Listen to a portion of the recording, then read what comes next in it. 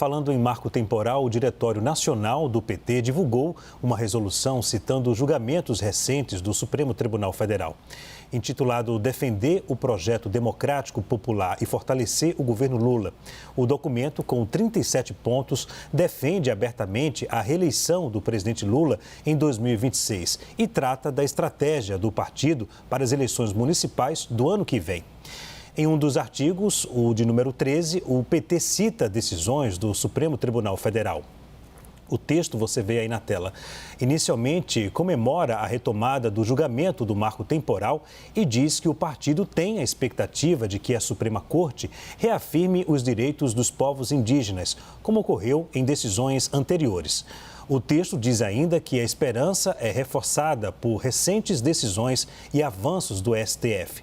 São eles a equiparação da ofensa contra pessoas LGBTQIA+, ao crime de injúria racial, a abertura de ação sobre a violência contra povos indígenas pela Polícia Militar de Mato Grosso do Sul, a manutenção do princípio da insignificância e o avanço na descriminalização do porte de cannabis para uso pessoal, passo importante para a mudança na equivocada e letal política de guerra às drogas, diz o texto. Todas essas pautas tiveram voto contrário do ministro Cristiano Zanin. Já no artigo de número 37, a ordem é promover uma ampla mobilização nos municípios em busca de vitórias em 2024, para, abre aspas, contribuir com as transformações necessárias no país para reeleger Lula em 2026 e fortalecer nosso projeto democrático e popular de país. Fecha aspas. E a Clarissa traz bastidor dessa resolução. O texto teve um recado a Zanin, não é isso, Clarissa? Recado preparado, estudado e calculado, discutido internamente pelo Diretório Nacional do PT. Leandro, a gente que acompanha ali faz tempo as atividades partidárias dentro do partido do presidente Lula, sabe que essas resoluções do PT, elas servem como um discurso oficial do que representa a base partidária. Mas não necessariamente isso se reflete, por exemplo, no dia a dia do governo e muito menos nos votos do ministro que foi indicado pelo presidente Lula. Nem sempre o que a gente vê acontecer no Executivo ou em outras instâncias políticas tem respaldo integral sobre as posições que são anunciadas pelo PT. Mas dito isso, nessa reunião onde essa resolução foi aprovada, o clima, segundo me relatou uma das pessoas que estava lá presente, era de, palavras dele, absoluta decepção com os votos recentes de Cristiano Zanin e que foi praticamente unânime a decisão de incluir esse parágrafo dentro dessa resolução como um recado ao ministro do Supremo. Todo mundo ali concordou que não dava para fazer uma briga tão aberta, citar nominalmente Cristiano Zanin, mas a ideia foi transmitir um recado e também baixar um pouco o tom para que fosse feito um apelo, uma espécie de apelo antes do voto dele no Supremo Tribunal Federal a respeito do marco temporal da demarcação de terras indígenas. É um jogo ali muito tradicional no PT, isso é feito com muita frequência pelo partido. Não quer dizer que Zanin sinta-se de fato pressionado a seguir essas resoluções ou seja orientado nessa direção. É exatamente isso. As resoluções do PT, historicamente, são usadas para passar esses recados que o governo não pode fazer. O presidente Lula não pode vir a público e censurar os votos do ministro que ele acabou de indicar para o Supremo. Nenhum ministro do alto escalão fará isso, pelo menos não seria elegante nesse momento, eu acho que nem institucionalmente correto, né? Interferência em votos de ministro do Supremo. É interessante para o Lula, né? E algo que assim, era criticado em governos anteriores, quando havia aquelas conversas, né?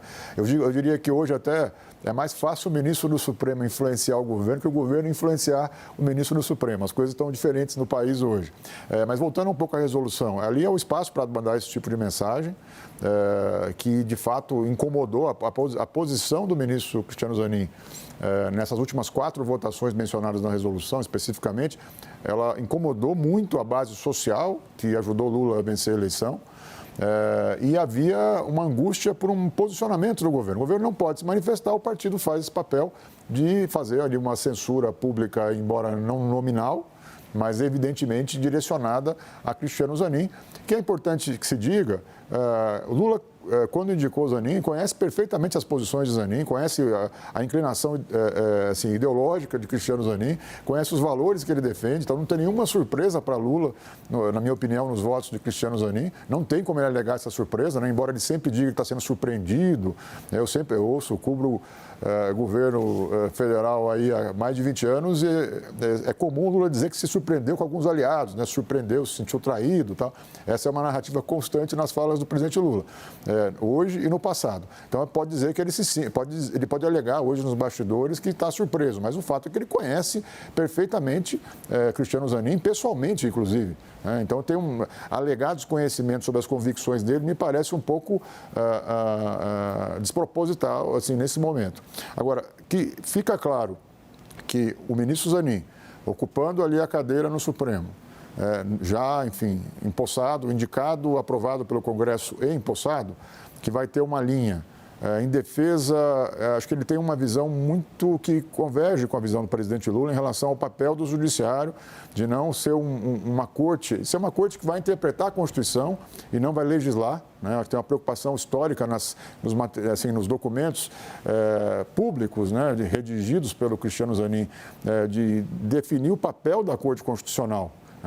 Em muitos desses casos, o voto dele é muito técnico, chega a ser burocrático, porque ele mesmo se explicou depois dizendo que o voto não expressa o sentimento pessoal dele com relação a alguns temas. É um voto técnico, um voto que está balizado na interpretação constitucional. E isso muitas vezes não é entendido pela sociedade civil, que faz uma pressão que é legítima ali com as suas causas. E nesse momento, esse governo, o governo Lula, ele foi eleito com uma frente ampla que abraça muitas causas sociais. E essas causas têm uma pressão para que elas sejam acolhidas pelo Supremo Tribunal Federal, que sempre foi uma corte muito discreta e desde o julgamento do Mensalão, especificamente, lá em 2010, 2011, com as transmissões de TV e com os ministros do Supremo virando celebridades, os ministros passaram a ser muito sensíveis às pressões populares e às pressões sociais, que é algo que, inclusive, eu entendo como um avanço, porque a sociedade civil precisa ser ouvida pela Corte. Mas as decisões do ministro Zanin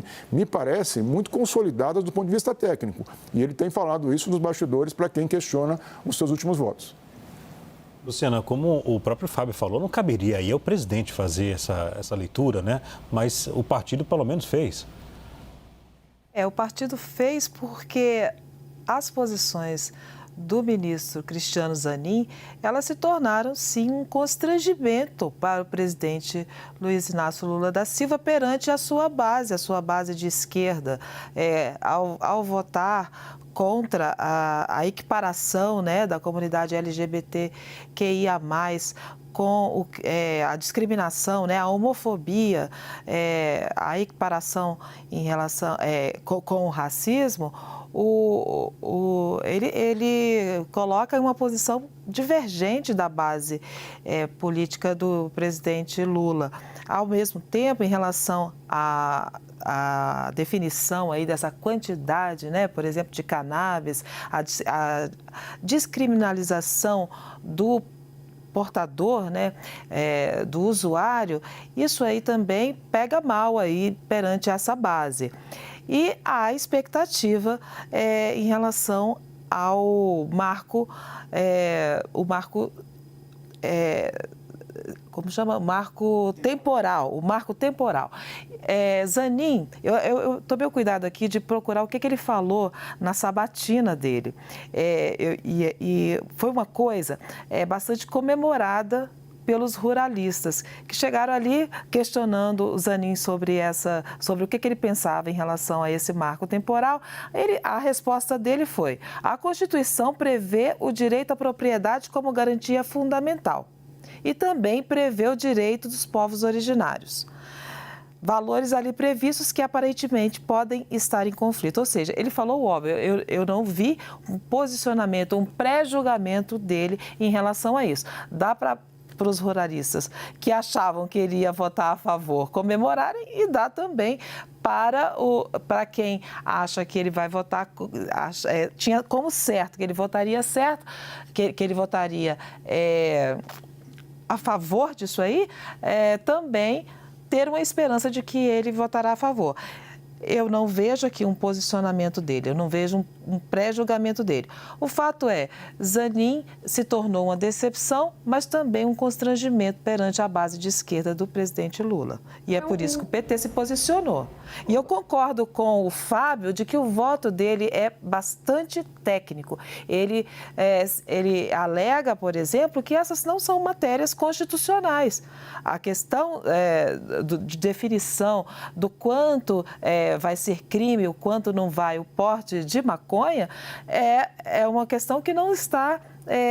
não é uma matéria constitucional. E é isso que ele alegou. Eu acho que é técnico essa alegação dele. Então, eu acho que ainda tem muita água para passar debaixo dessa ponte. Eu acho que Zanin deve ouvir o recado, mas eu acho que ele vai continuar ali nessas alegações técnicas dele, ali, bem legalista mesmo. Um parênteses só que eu queria fazer, que é muito curioso. Eu falei com muita gente tentando saber se alguém já tinha ouvido a posição do Zanin a respeito do marco temporal, para a gente conseguir, né, falar, olha, ele falou com alguém, disse tal. Não consegui ninguém que me dissesse. Eu ouvi diretamente dele qual é a posição dele sobre o marco temporal de demarcação das terras indígenas.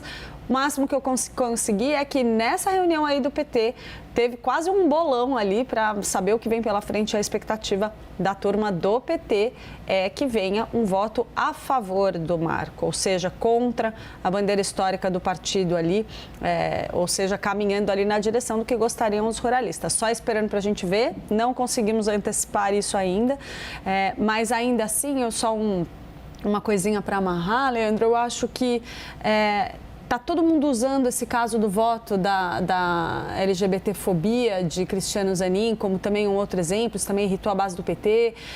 Agora, o Zambelli bem levantou.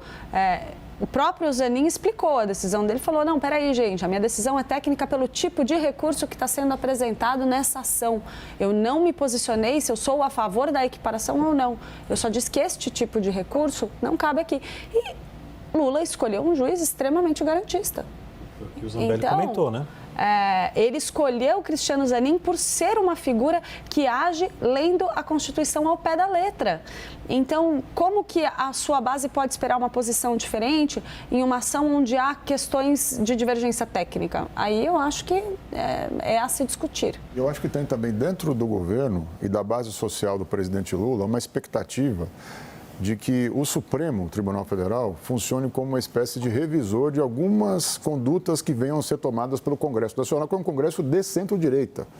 Então, alimenta-se ali no núcleo petista, no núcleo lulista, a ideia de que, olha, o Supremo é mais progressista, entre aspas, então ele vai funcionar como uma espécie de amortecedor de algumas decisões que vierem do Legislativo. E o Zanin vem para dizer assim, não sou conservador, não sou progressista, eu sou legalista. Né? Então, acho que é uma discussão que eu acho que é oportuna nesse momento, em que o Supremo tem um ativismo, inclusive político, né? E a expectativa do governo e da base social do presidente Lula é que o Supremo ecoasse essa causa, essa concepção progressista que foi vitoriosa nas urnas. Só que a eleição não foi para o Supremo, foi para a presidência da República, para o Executivo e foi para o Legislativo. E no Congresso ganhou um Congresso de centro-direita, ganhou o presidente de esquerda e o Supremo não vai arbitrar essa disputa. O Supremo tem que ser neutro.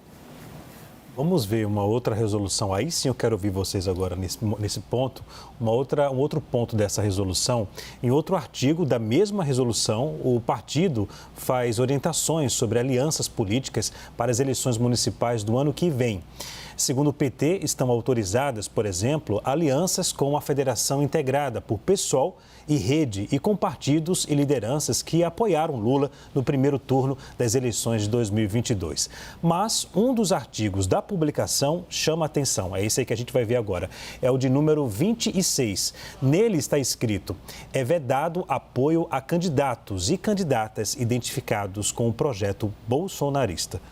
Clarissa.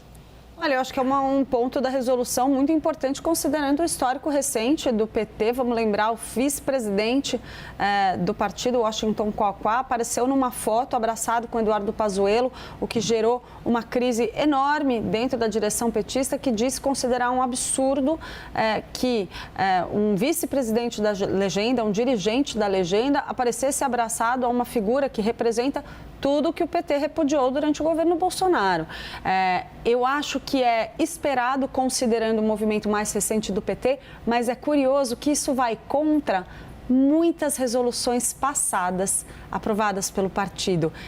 Muitas eleições que eu cobri, principalmente eleições municipais, era muito natural dentro do PT haver uma resolução que liberasse ou pelo menos flexibilizasse alianças regionais com o argumento de que tem muitas composições ali que parecem fazer pouco sentido diante do cenário nacional, mas quando a gente olha a realidade local, a composição de forças é diferente. Há, às vezes, partidos que estão... Até porque a gente tem um sistema partidário muito esquizofrênico, né? Onde nem sempre é fácil a gente dizer quem é centro, quem não é, quem vira casaca, quem não vira. O Centrão aí tá aí para contar a história. Então, imagina, se o Centrão é governo, independentemente do governo que está aí, é óbvio que as eleições municipais, os candidatos que se elegem regionalmente também fazem esse vai e vem.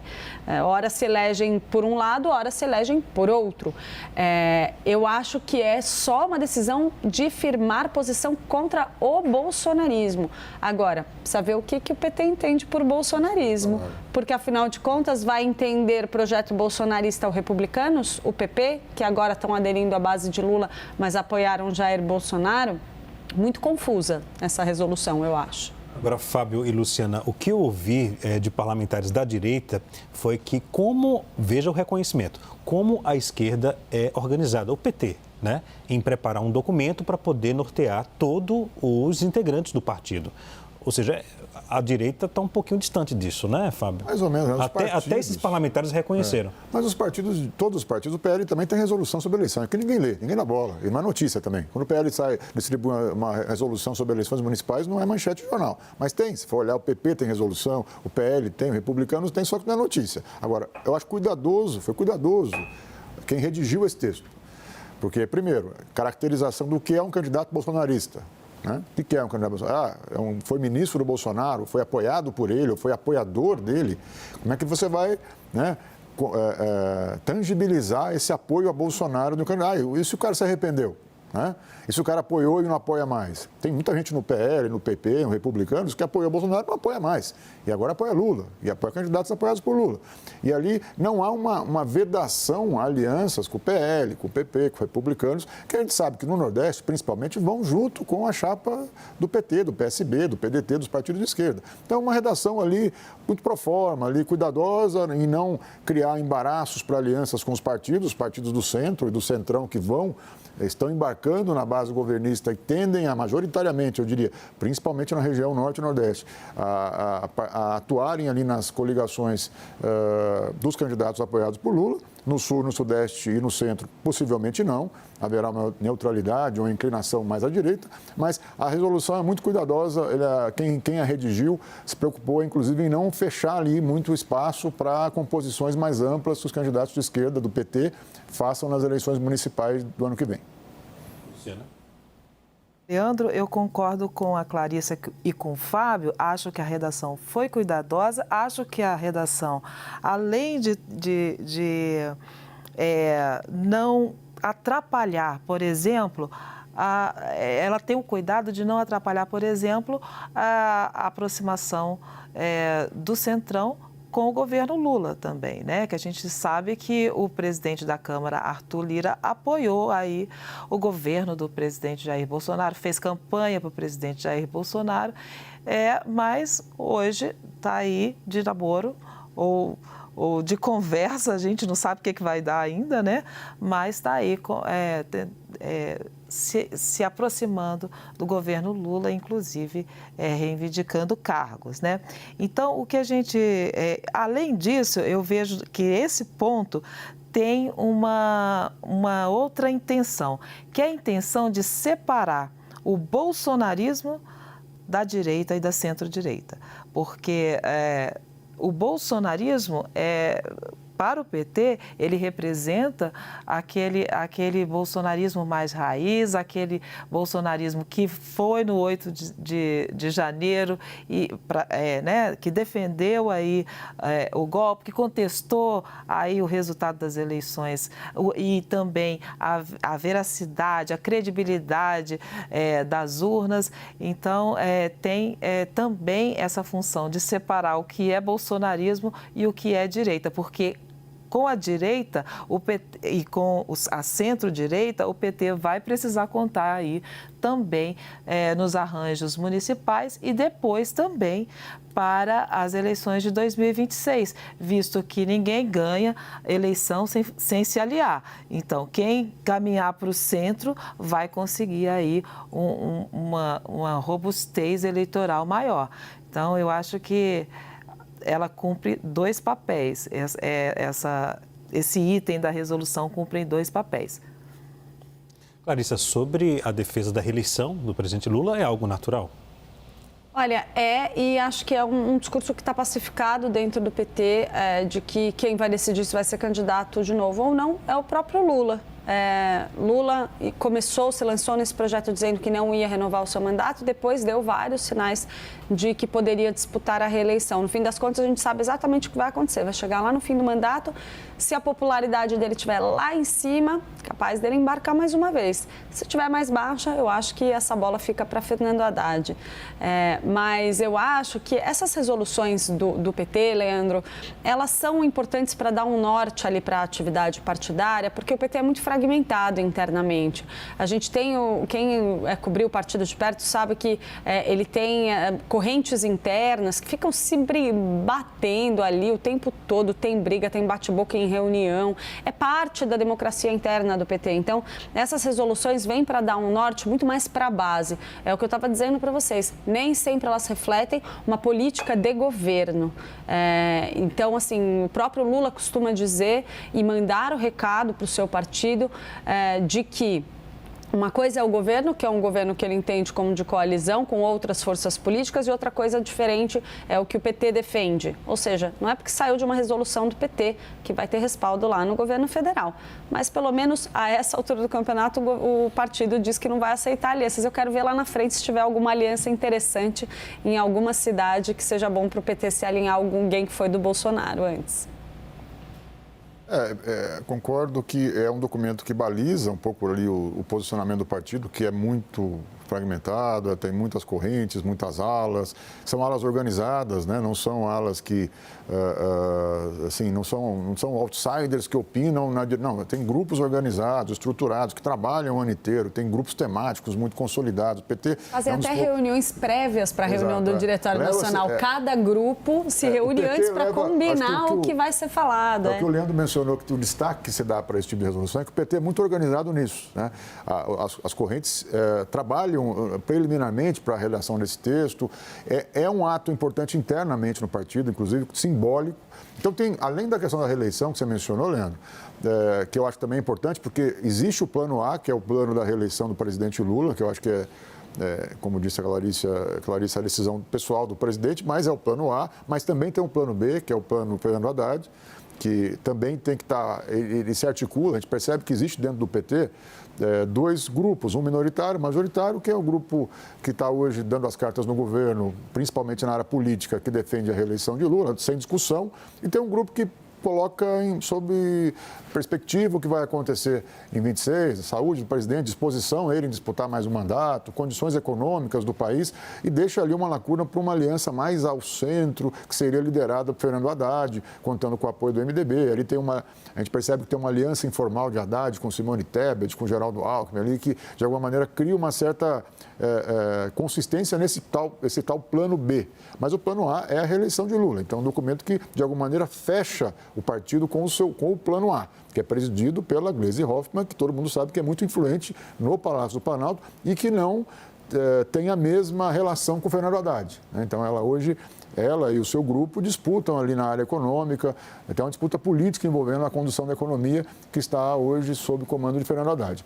E o segundo ponto é que é um documento que reforça a importância das eleições municipais para a estratégia do PT, que o PT, Lula venceu a eleição para presidente, uma eleição muito acirrada, com 51% dos votos, quer dizer, ali no limite da margem de erro, mas o partido não conseguiu reproduzir nacionalmente o mesmo resultado. Pelo contrário, o partido ainda sofre no estado de São Paulo, que é o principal estado da federação, o partido tem uma prefeitura importante, que é Araraquara, né? O partido que já governou quase todo o ABC paulista, a Grande São Paulo, a capital, várias vezes, e o partido está muito machucado ainda naquele processo Lava Jato anti-PT, né? Impeachment de Dilma. Então, as eleições municipais, e E aí é importante dizer também que tem um papel do PAC nesse processo, né? O PAC ele é um ativo importante político para o governo, fazer política ali na sua base, nas suas bases territoriais, engajar os prefeitos, os candidatos a prefeito das cidades menores, cidades médias do país. Então, acho que é um documento que mostra que o PT vai levar muito a sério as eleições municipais, os partidos aliados também da coalizão que elegeu Lula e que hoje é minoritária no Congresso,